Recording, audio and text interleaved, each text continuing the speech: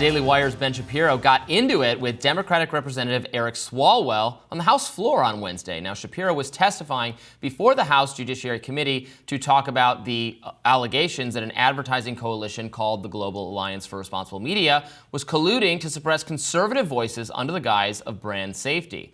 Here's Shapiro explaining that theory. Let's watch.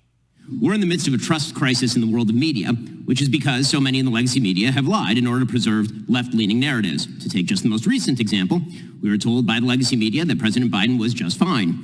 For years, anyone who questioned his health and mental fitness was trafficking in cheap fakes.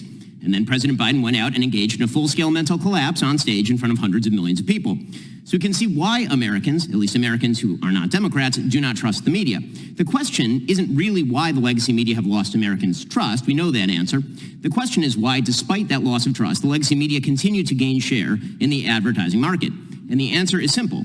There is, in fact, an informal pressure system created by Democratic legislators, this White House, legacy media, advertisers, and pseudo-objective brand safety organizations. That system guarantees that advertising dollars flow only to left-wing media brands. During the hearing, Representative Swalwell took the opportunity to press Shapiro on his views about a bunch of subjects, including Project 2025, a proposed plan drafted by the Heritage Foundation that outlines a series of policies they want Trump to embrace while in office. Let's watch. How much do you support Project 2025? I think, like President Trump, I haven't looked all that deeply at Project 2025, but it seems that Democrats on this committee, sort of like Peter Pan and Tinkerbell, if they say Project 2025 enough, their presidential candidate becomes alive again. Swalwell also pressed Ben Shapiro on some other comments, including things he said about homosexual activity. You did say, I think homosexual activity is a sin. Yes, I'm a religious Jew, sure that's true. There's a genetic component. You found me out. Orientation.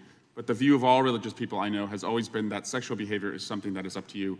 And you said, I may have a desire to sleep with many women, but I do not. I agree with me. Yes, that's true. Congratulations on your, I'm sure it's very hard to restrain yourself. Swalwell also grilled Shapiro on his thoughts about banning the abortion pill, to which Shapiro said it was actually a state-by-state issue. Now, reacting to all of this, Elon Musk tweeted, quote, having seen the evidence unearthed today by Congress, X has no choice but to file suit against the perpetrators and collaborators in the advertising boycott racket. Hopefully, some states will consider criminal prosecution. So some amusing moments from Ben Shapiro's testifying there. The issue at hand is this idea that these watchdog agencies, there's truth to it. I've tangled with them before. There was something called the Global Disinformation Index. It's this web of nonprofits, some of them even State Department funded, that rate and rank news sites and say this is an unsafe site and advertisers should not work with them. They have targeted conservative sites. They've targeted me as a writer at Reason Magazine, where I also work. We were on some list of the most risky, dangerous sites because they were saying we didn't cite things properly. It was totally wrong, totally made up. We asked what their criteria was. They were opaque about it. It's bad. It's nonsense. Media organizations should not be listening to a lot of these so-called independent watchdog groups. So now whether this is a conspiracy. Well, it's a conspiracy. Whether it's something Congress needs to concern itself with is probably where you lose me. But I think it's absolutely correct to call out these fact-checking, anti-misinformation watchdog organizations that say they're neutral and they're just warning advertisers about what sites they should not work with. And then you look at what are they actually saying this site did wrong? And especially with COVID, there's so much of they were peddling the conspiracy theory that it could have originated from a lab, which is a racist anti-China conspiracy. Is it? See, here's the thing. This is where I think we get into a conversation about how tone versus substance. Mm-hmm. So, when Donald Trump used language about Asians when talking about COVID, it absolutely peddled in a lot of racist theories. Now, are there questions about whether or not the COVID came out of Wuhan labs and all that kind of stuff? I think that's where we should have been exploring. Yeah. But the tone of the conversation made it impossible to have any of that. I think it's racist to say we got COVID because Chinese people were eating bats or whatever, or pangolins, or the weird Chinese cultural culinary practices in markets caused the pandemic. Is a far more, if it's true, it's true. So who cares if it's we just must deal with the truth, even if it plays into racial stereotypes. But that is the theory of COVID's origin that involves racial stereotyping, not the one that experiments were being done in in unsafe lab conditions that were funded by the U.S. That it's the intersectional theory is the one that it came from a lab. But if you ask, it was totally backwards the entire time that you were called racist if you thought it came from a lab, but you were not called racist if you thought it came from this specifically Asian food practice. But doesn't it really talk about the broader media landscape, that the ability to actually get information, to understand the root of things so that people can have conversations, be informed? It's really hard. I mean, we're pretty informed people, and we've got to read 10, 15, 20 different sources to be able to get information. The average person doesn't really have the time or the desire to do that kind of groundwork. And so, what do they do? Problem for democracy. Well, they gotta trust the talking heads they see on TV. I mean, I always encourage people to. If people who want to stay casually informed, to seek multiple news sources always. And if you watch a lot of Fox, you should flip over to CNN sometimes. And if you're watching a lot of MSNBC, you should flip over to Fox. Yeah, I mean, I don't agree with Ben Shapiro on very much, but I think it's important to watch some of the things that he says and watch some of the things that you hear over at Young Turks and really kind of put it all together and get this mosaic. So what were we to make of that? Eric Swalwell, I don't know, Eric Swalwell, he's never avoided a camera.